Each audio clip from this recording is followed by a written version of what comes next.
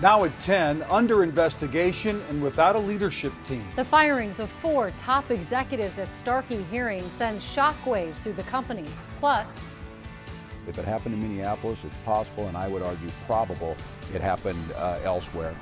a Minnesota congressman calls for an investigation into traumatic brain injury exams for our military veterans. And 2 officers cleared in the arrest of a community activist.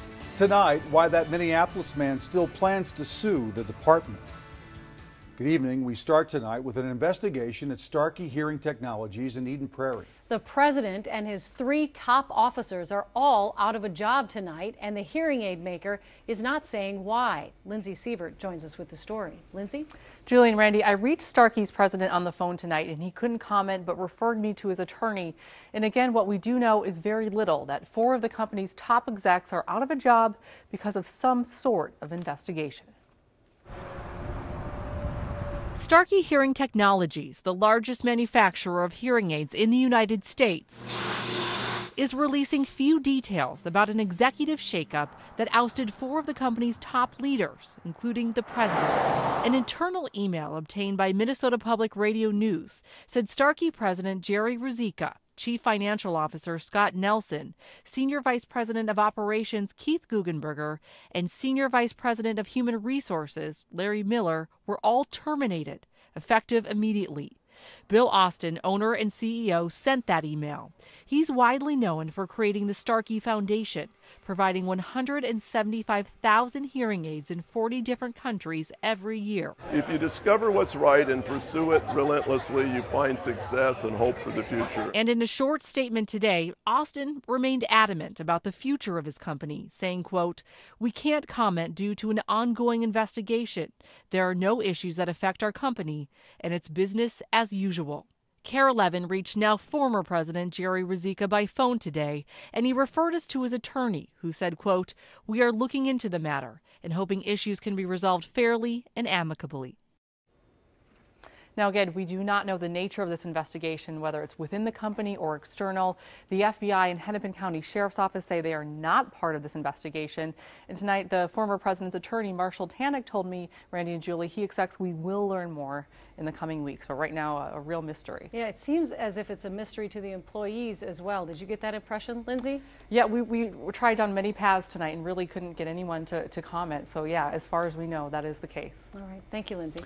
We are watching a developing story in northeast Minneapolis. The fire chief says one firefighter has a back injury after fighting this house fire in the 1400 block of 6th Street Northeast.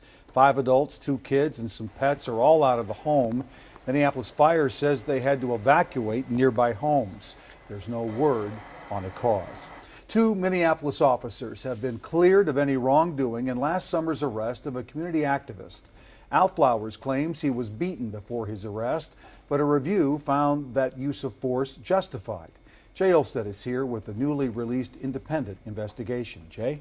Yeah, Randy, despite the report exonerating the officers, Flowers told me today he and his attorney will continue to press forward with their civil lawsuit against the Minneapolis Police Department, claiming justice has not been served. I'm disappointed. Community activist Al Flowers, alongside his attorney, State Senator Bobby Joe Champion, expressed frustration Wednesday. The incident that happened on July 25th, 2014, and what is articulated in the report just doesn't pass the smell test. Champion is talking about this report, an independent investigation led by prominent attorney Donald Lewis. In it, details of the confrontation and arrest of Flowers last year at his home in Minneapolis that left him with injuries to his body, including his head and face. Because this is injustice. When 2 police officers arrived at his home around midnight last year, they told Flowers they had a warrant for his teenage daughter's arrest. But what happened next is up for debate. Whenever you have 2 police officers who at the same place, same proximity to what's going on, and they both have 2 glaringly different versions of what's going on, that is usually a red flag. The report says one of the officers claims Flowers swore and then pushed and punched him. But the other officer did not recall hearing Flowers yell or swear, or Flowers ever throwing a punch. Both officers agreed he blocked the door and would not allow them to arrest his daughter. Some of the stuff that they saying, like blocking the door, that never happened. They also questioned why the officers didn't have a paper warrant to show Flowers. The report says they were not legally required to produce it. While the report says the officers were within their rights to arrest Flowers as they did, the investigator acknowledged they could have done more to de-escalate this situation. I have to wait for justice on another day, and that's why we're in court. And now the police department did not have any additional comment today. Meantime, Flowers suggested the report was politically motivated because the investigator was appointed by the mayor. We were unable to reach the law firm tonight that conducted the investigation. Guys. All right. Thanks, Jay. Well, one of 7 Minnesota men charged with trying to join the Islamic State has pleaded guilty today. 19-year-old Hanam Musi of Minneapolis admitted trying to travel to Syria to join the terrorist group. He now faces up to 15 years in prison. The plea comes as a new program aimed at combating terror recruitment here in Minnesota begins to take shape. The multi-pronged approach is sponsored by the FBI and numerous Somali leaders in the Twin Cities. The program includes mentoring for Somali kids with big brothers, big sisters, as well as an opportunity center to help Somalis find jobs, and $500,000 in grants to identify new opportunities to serve that community. The best welfare program is a job. This community does not need handouts. This community needs opportunities. But not all Somali community members support this program. Some worry it could be used as surveillance and an opportunity to target Muslims. We believe that they're trying to do what we're trying to do, help our community. But we believe in this community that in order to be effective, you have to have the majority, and the majority does not agree with this. Minneapolis is one of 3 cities chosen to develop a pilot program to combat violent extremism. The others are Boston and Los Angeles. The United States is prepared to increase the number of refugees it resettles as Europe struggles to accommodate the steady stream of people leaving the Middle East and Africa. There's word that Secretary of State John Kerry plans to boost the worldwide quota for resettling refugees from 70,000 to 75,000 next year. The president of a Twin Cities humanitarian group says 6 million people are going without food. Many more are still homeless. And there are ways that you can step up to help. We're appealing to the people of Minnesota to get behind this, to support organizations like ARC that are doing this. And I can guarantee that we can translate this financial assistance into real life-saving work almost immediately. The American Refugee Committee in Minneapolis is collecting donations for the humanitarian effort. We have a link at KARE11.com with more information. St. Paul police say nearly 1,000 people protested today, calling for an investigation into Planned Parenthood in Minnesota. The 2-hour rally outside the governor's residence comes after videos surfaced alleging Planned Parenthood officials were selling tissue from aborted fetuses. The president of Planned Parenthood Minnesota says the call for an investigation is politically motivated and that Planned Parenthood Minnesota does not have a fetal tissue donation program. Well, tonight a Minnesota congressman is calling for a national investigation. It follows a KARE 11 investigation that exposed the Minneapolis VA's mishandling of brain injury exams for hundreds of area veterans. AJ Legault joins us with the latest in his continuing coverage. AJ? Unqualified medical personnel performing traumatic brain injury exams and often misdiagnosing veterans. Those misdiagnoses then being used to deny veterans access to care and benefits. That's what our investigation of the Minneapolis VA has uncovered. Tonight, Minnesota Congressman Tim Walz is calling for a system-wide review to ensure the same thing is not happening across the country. Whether hit by the concussive blast of a car bomb, slammed in the head by a hatch on a ship, or in Butch Hammersma's case, driving over a landmine in Vietnam. 2 days later, I woke up in Japan. For veterans, traumatic brain injuries, known as TBIs, are all too common. And we know that those things can have all kinds of lasting effects down the road. Congressman Tim Walz says in light of what he's seen in KARE 11's reports exposing how the Minneapolis VA used unqualified medical personnel to conduct TBI exams in their compensation and pension clinic, he's calling for a national review of whether TBI exams have been performed improperly in other VA facilities. We can't leave these things for chance. I want to know that every veteran that went in to do a CMP exam and specifically being screened for TBI saw a qualified medical professional. Representative Walz, who sits on the House Veterans Affairs Committee, just sent this letter to the VA Inspector General asking for the investigation, writing, "It's essential to ensure policies are being followed at all VA facilities. You clearly express that there is concern about the potential for this happening at other VA facilities. It's certainly possible. If it happened in Minneapolis, it's possible, and I would argue probable it happened elsewhere. KARE 11 Investigates is continuing to dig into this issue of bungled TBI exams and the devastating effect this can have for veterans. If this happened to you, we do want to hear from you. You can email us at investigations@kare11.com. Great work. Thanks, AJ. Thank you. Still ahead at 10, the new research that shows millennials going retro when it comes to buying used cars. Plus, Apple boosts its gadget game. We'll tell you when the upgrades will hit store shelves in tonight's Take Care of Your Money.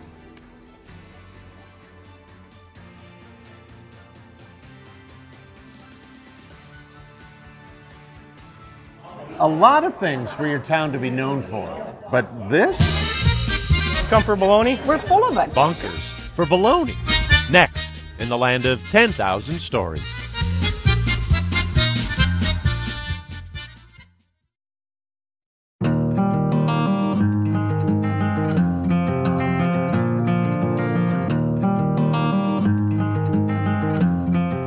Well, Kansas City is known for its barbecue, Omaha for its steaks. But a tiny Minnesota community stakes its reputation on meat that gets a little less respect. Boyd Hooper takes us there in tonight's land of 10,000 stories. Tell people in Genola, Minnesota, they're full of baloney.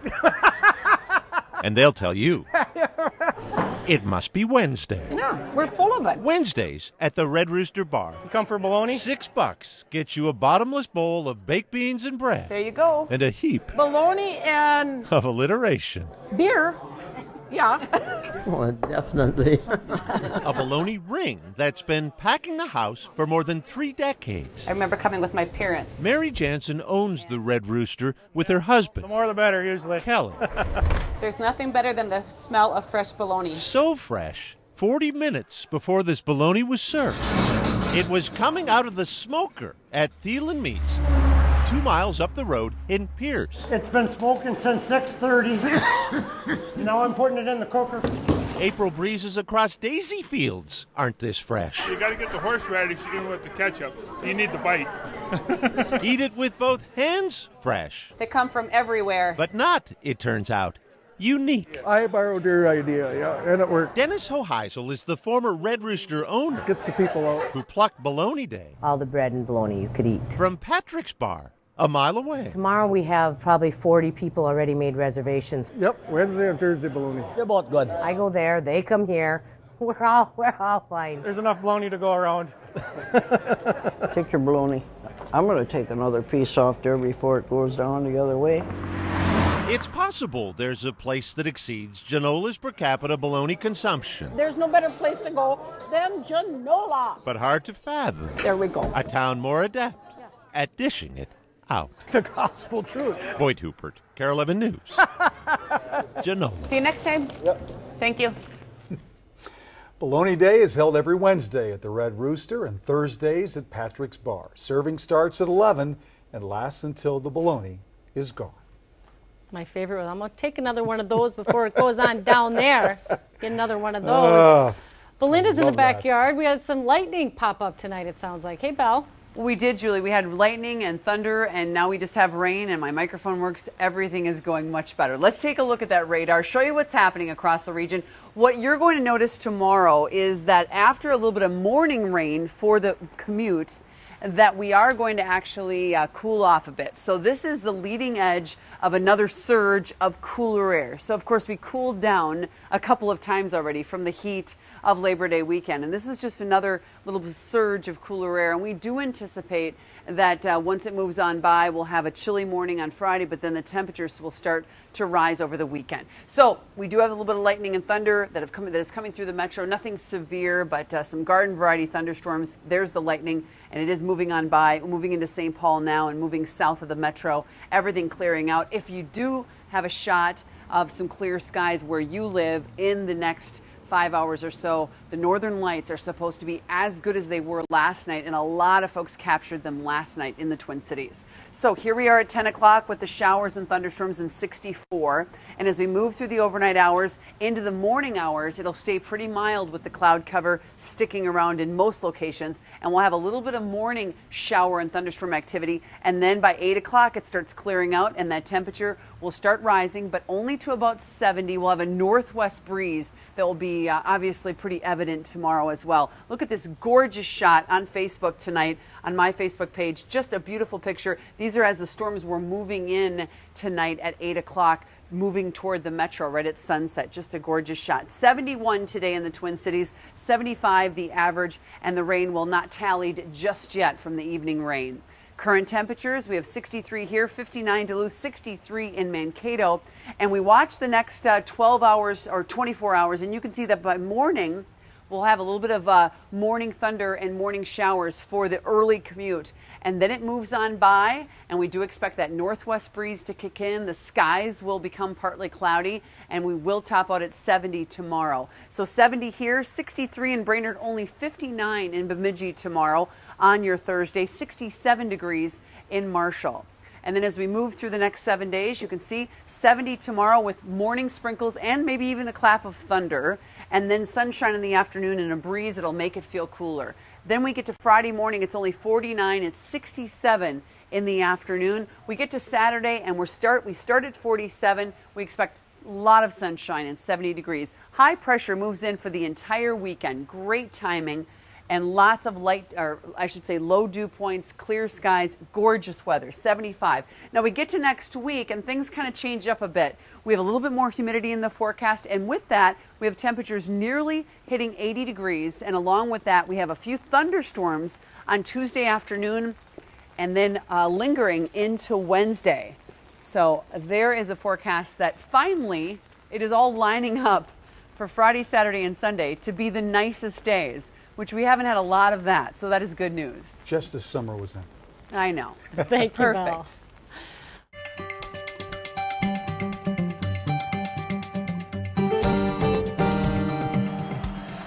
A whole lot of new gadgets are coming to the Apple Store. Today, Apple CEO Tim Cook unveiled 2 new iPhones, a new Apple TV, an iPad Pro, and Apple Watches. The new iPhones, the 6S and 6S Plus, have a 3D touchscreen and a better camera.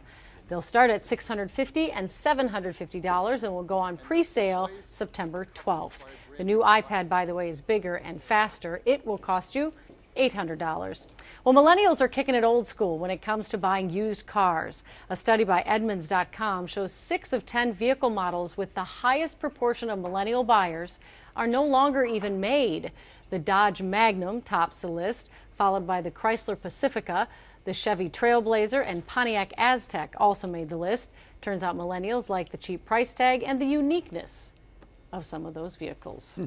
Next in sports, the rubber game in a key series for the Twins in Kansas City. Plus the latest on the Lynx as they clinch a playoff spot.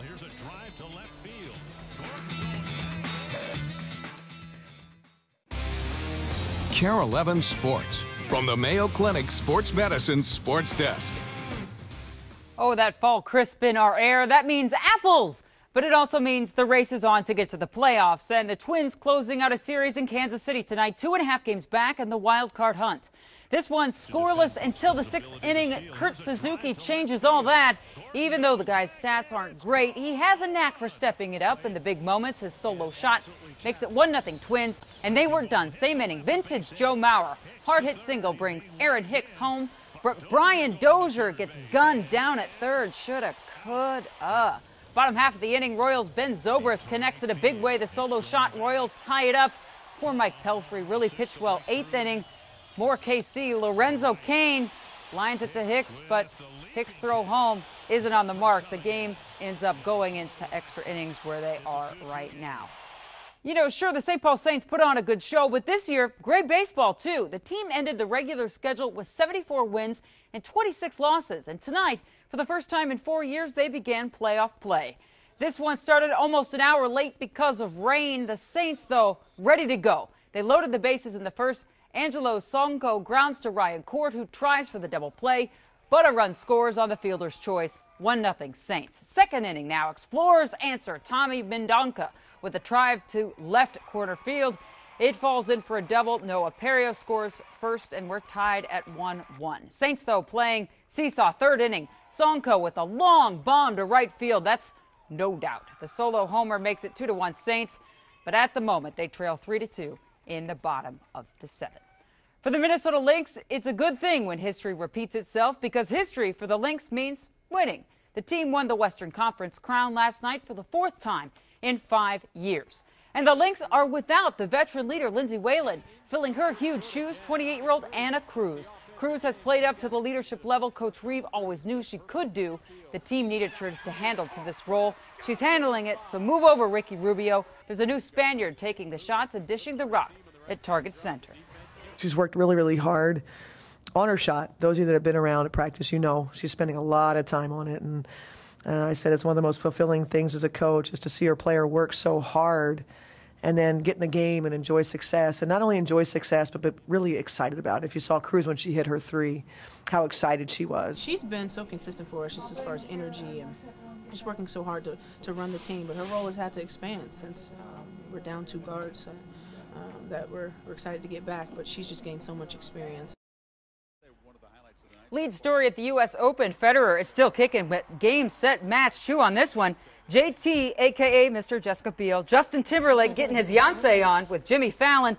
All the single ladies brought the fellas to the hard court with their A-game. I mean, that's amazing. Randy, can you do that? And they are together tonight. They are together tonight on Fallon's show. We'll see a little bit more of that. And to answer your question, no, I can't do that. A little bit? Nope. He dance better than he's letting on, I think, Jana. What a seat, though. Not only be at the U.S. Open, but to be next to those two. Exactly. Officially jealous. I can't even. Can't even. Thanks, Jana. We'll be right back. Well, a British forecast has gone viral after the weatherman easily and casually pronounced the town with the longest name in Britain. It has 58 letters. Check it out. Skies, but in the sunshine in northwest Wales at RAF Mona, just up the road from Llanfair Pwllgwyn, go get a Quindrobol, Llantysilio go. The temperature got to 21 Celsius, that's 70 in Fahrenheit. What? Yeah, well, he could have totally made that up. Who knows if he really said it right. Liam Dutton was doing the weather for the NBC broadcast partner Channel 4 when he gave the town a shout out. The clip's been viewed more than 2 million times on the station's Facebook page. Somebody fell asleep on the keyboard. Oh, man. Sven tried to do it this morning. He got it. 15th try. He did. Wow. I'm not That's doing impressive. it. I can't even get Wilmer right some nights. I mean, come on. It's a toughie. You know what? Is it Kennebec or Kennebec? I don't know. See you tomorrow. You're out of this